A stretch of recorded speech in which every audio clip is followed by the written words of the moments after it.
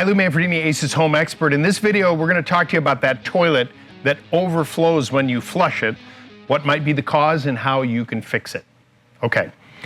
Chances are, if your toilet is overflowing when you flush it, there is a blockage somewhere, either in the toilet itself or in the sewer line below it. Now, in order to find out if there's a clog in the toilet itself, I want you to get something called a closet auger. It's kind of a oddly shaped tool that you're going to put into the toilet carefully, and you're going to guide it and turn the handle to go up and over the trap that's in the toilet. This is kind of that air gap so you don't smell any of the sewer gases.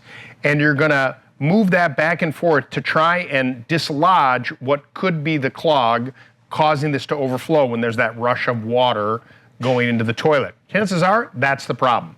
If you've done that and it feels free and clear and there's nothing coming in or out when you remove the closet auger, then you're going to have to pull the toilet. And that means you're going to loosen those Johnny bolts up. You're going to pull the toilet out. Be very careful when you do so, because there could be a clog in the sewer line where the toilet attaches to the floor. Once you determine if there is something there and clear that, well, then you have to reset the toilet, which means a new wax ring, and you need to line it up properly with the Johnny bolts so that it sits in there perfectly, and you're going to squeeze the toilet in place, tighten up the bolts again. Once you reset the toilet, those two issues that I described should be the problem, and the problem is now solved, and the toilet should no longer overflow.